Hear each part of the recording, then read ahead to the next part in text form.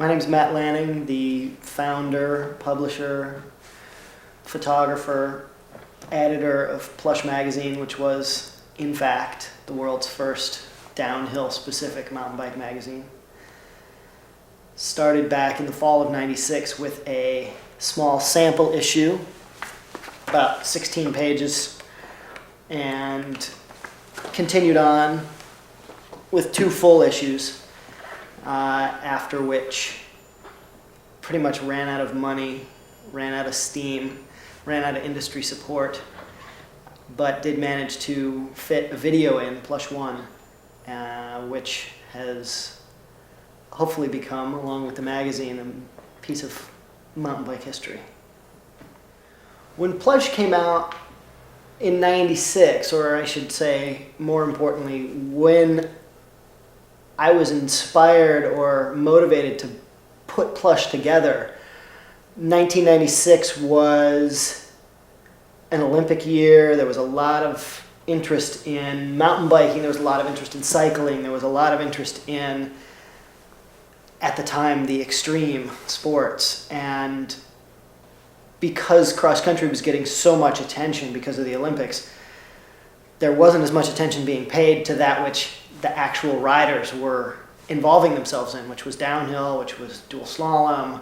There wasn't as much of the free ride movement going yet, but people were certainly doing it. It just wasn't being written about. It wasn't being talked about. The bikes were just starting to come out, the 4-inch travel bikes, the quote-unquote free ride bikes, and that was really the impetus for the magazine. The magazines that I was shooting photos for, my background as a photographer, were mostly black and white. I kept seeing my photos published 2 by 2 inches in black and white when the photo should have been a poster. I mean, phenomenal photography being used black and white solely because that was all they had space for. They needed to cover their cross-country stuff. They needed to cover their products. They needed to satisfy the advertisers with enough space for that. All of which is completely justifiable, but I had the idea that there was a better way. And hence Plush was born. The people that really were behind this from the beginning, I mean, we had a lot of support. And if you just look at where we had support in the sample, I mean, we didn't even really, it wasn't about the money, it was about who really stepped up and wanted to support. Right there, Rob Roscott, Santa Cruz. He was there day one. He's still there. Those guys still make great bikes. Shimano was the other one. They had a nice little Easy Bake Donovan action figure. Santa Cruz and Shimano were the 2 advertisers. We had SRAM on in the beginning. But Santa Cruz and Shimano were with us for every issue. They supported everything that we did, and they believed in it the whole time. I certainly wish there was more people out there. We had a long list of other advertisers, small companies that I for the life of me, couldn't tell you if they're even still in business. Well, we have Northwave and Hayes, another SRAM ad, Dragon Eyewear. Well, here's one, Razor Rock Suspension. Bullet USA, making the Zizix fork. Those guys were great. We shared space with them at the Norba Nationals, passing out magazines. And GSR, what's that? Oh, Galiotto Speed Research, that's what it was. Storm Cycles. We had Lopes in our center spread and a little mongoose pull-out. Lee Donovan in her nightgown. It's always a nice shot.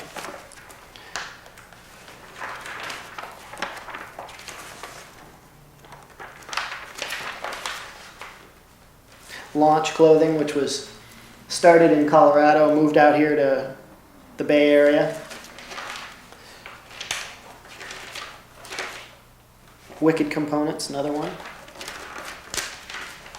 Lots of small companies that Magura Brakes, MRP, those guys are still around, I think.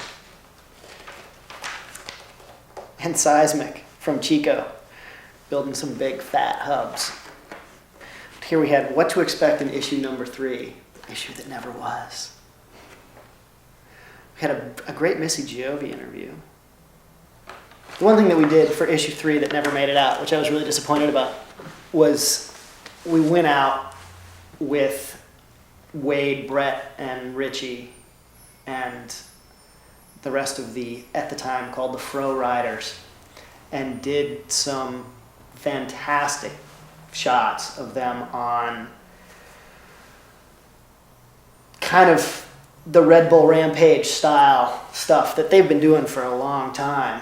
And that, to me, was so eye-opening as somebody who had been a photographer for so long and seen so many, watched Nico Vuillot go so fast and jump so far, but had never seen anybody ride like the way that those guys did from British Columbia.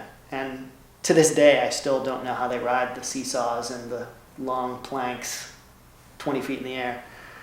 But that was the one thing that I really wanted to help get out there, was to show people that there was more to it than what they're seeing in the current magazines, what they were seeing on TV with the limited coverage that we had at the time, downhills and cross countries and so forth.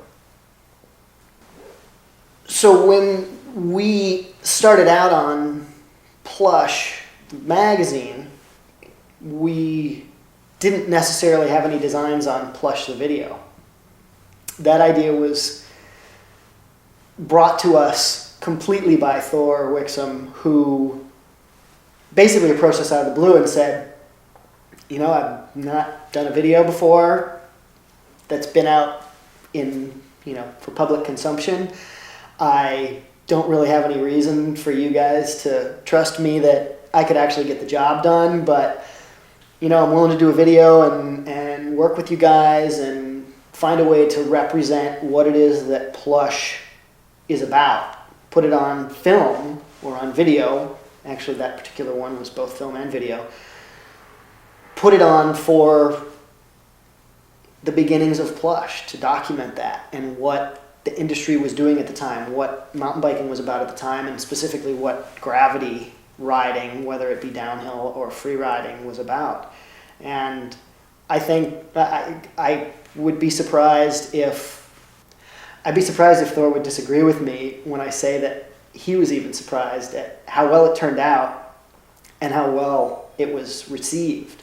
I mean, he did a great job. It had some fantastic footage in it. It had front flips. It had him getting hit in the head by RL's bike. It had some great European footage that, despite some misexposure, turned out to be archivally very, very good quality. And it's, you can edit that part out. I think the significance of Plush 1 was much more than anybody thought it would be. I think it stood alone despite the magazine, and I think it still stands alone. I still keep it around the house and use it as a bit of a personal resume of when somebody asks me about it. I can show them a magazine, but even the magazine doesn't quite do it justice to people that don't understand downhill mountain biking. And I really think that that has captured what downhill mountain biking was about, at least in the late 90s. And he's obviously continued to create things that have documented mountain biking in the years since then. Looking at my letter from the editor in Plush 1, the first full issue that we did, I wrote, "Is there a reason why our industry can't support a downhill-specific magazine? Hell no. I've received over 1,000 emails since I set out on this journey, and less than half a dozen with so much as a critical comment. I've received emails from all over the world, as well as right here in Colorado, mountain bikers who are proud to call themselves downhillers and who are coming out of the woodwork and ecstatic about the prospect of a magazine that speaks to them directly." Seems pretty common sense to me. This was my favorite. The favorite thing that I ever received from anybody was a copy of the sample issue sent to me that somebody had taken a light or two with 2 sticky notes on. And the sticky notes, they basically burned right through the middle of the magazine, and it says, "Sorry, this and all sports could do with less attitude and less glorification of slack." If there's one thing, knowing the guys that ride these bikes, both then and now, is they're definitely not slackers. They definitely are not slackers. But I was pretty proud that, we could inspire that kind of response. Somebody actually take their lighter out, burn a hole in a magazine, and send it back to us. I think I'm doing the right thing. I would hope that the kids that are coming into the sport today both understand a little bit about where it came from. I mean, I know when I was starting to go downhill, where my image of downhilling came from was the repack. And what that meant to me as I rode on 2 inches of suspension, thinking about how all these guys had was balloon tires to get them down the legendary repack. And where you as a young mountain biker getting your first or your third downhill bike and getting out there on 8 inches of travel and understanding what it was that made all of this possible, who was there, who was pushing these limits, who was creating these opportunities for the builders to build the bikes. I mean, the builders can take a lot of credit for it, but if people weren't jumping 20 feet, then 40 feet, then 70 feet, they wouldn't have found ways to make those things possible. They wouldn't have found ways to create a bike that Shams March couldn't break if he didn't keep breaking them. And, we may still be back at 2 or 3 inches of travel. Well, and absolutely a shout out to Paul Turner, who really did start this whole damn thing off. He built the RockShox in his garage. Still have the utmost respect for what he created and what he allowed all of us to be able to do in downhill.